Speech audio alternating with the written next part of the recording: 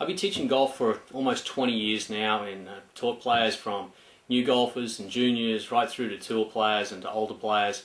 And if there's one thing that I've found that is going to take a player from where they are today to where they want to go to, it's having a plan in place and then being able to work that plan right through until they reach their goal. And I want to talk today a little bit about what the steps are that are involved to getting to that. For those of you who are serious about improving your golf game, there's no shortcut. There's no quick fix, there's no short solution, there's no move your hand this way and all of a sudden you're going to be a great player. It involves a little more than that. So the first step I talk to my players about is, what are their goals? What do they want to do? Where do they want to go? Are they looking to win their club championship? Are they looking to break 100 for the first time? Are they looking to break par? Do they want to eventually maybe get out on the PGA Tour and make a living out of playing the game? Where is it that they want to go to? And once we've set that very, very clearly, we then put a timeline on that. When do they want to reach that goal? Are they looking to reach it this season? Is it 3 years from now, 5 years from now? And we start talking about, well, where do we want to go to, and then what time frame have we got to get there? The next thing we need to figure out, once we know where we want to go, we have to find out where we are today. And there's a couple of ways that we can do that. There's a couple of tools I use to help players figure that out. One thing that we do is we use a rounds analysis system.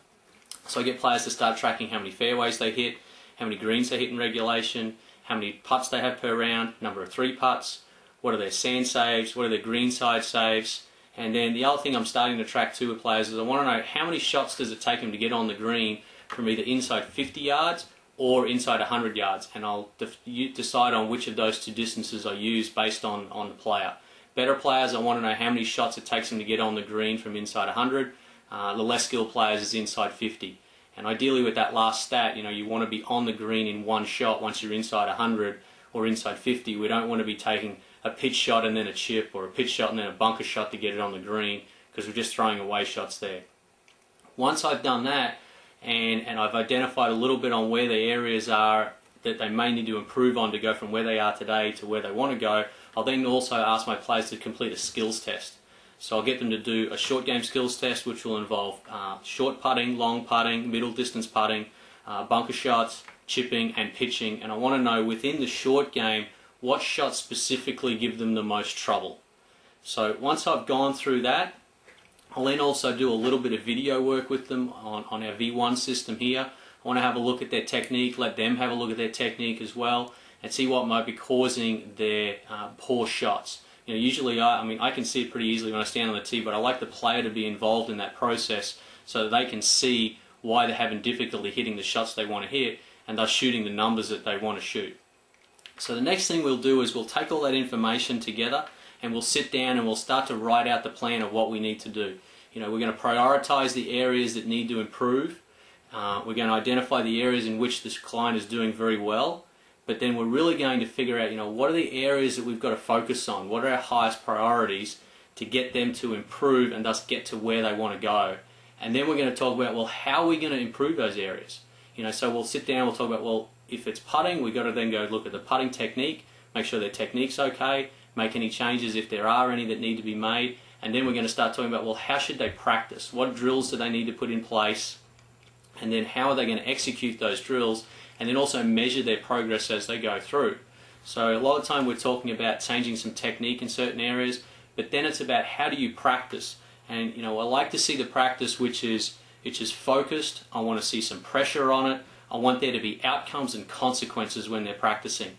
So they'll spend some time on the technique, but then they'll also spend some time where it's more target oriented with consequences and outcomes similar to what they would be out on the golf course. I want the players practicing under pressure. So, and then once we've gone through that, we're then going to track their progress. So I'm constantly getting players to continue to keep their stats of their rounds even as they're going through this process. I want them to do a regular skills test, so again I can track their progress on the way through, and we're also doing some video on the way through where it's necessary as well. Now, for me it's important to have a coach involved in that process, because you as the player can't see what's going on all the time, and you may not have the tools necessary to be able to evaluate your game objectively.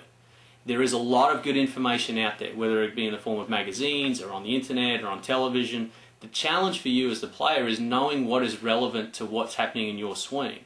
The information is good, but does it apply to what's happening in your golf game? You know, we're all time poor. We've got to try and get out there and use the time we have as best as we can. And although you can use the outside information or try and go it alone, I think that working with someone who can help guide you, help you focus where you need to focus, and also keep you accountable for what you're doing is the only way to get it done.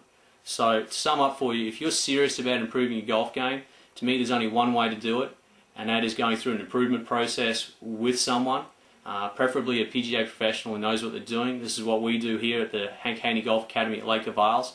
We do it with our clients regularly. So the first step, you want to set goals. Where do you want to get to and when do you want to be there? Step 2, where are you today and how are you going to assess where you are today? Step 3, once you've collected that information, what are the areas that need to be improved so you can go from where you are today to where you want to be in a certain number of years or months' time? Step 4, how are you going to implement those changes? What changes are you going to make? Where are you going to get the information from so that you know what to change? And then step 5 is tracking your progress so that you can make sure you are heading in the right direction. I'm sure if you can get away and work on that plan, you will improve. If you have any questions at all, feel free to contact me or email either by phone or in Connecticut. I'd love to help you out. Good luck with your golf game.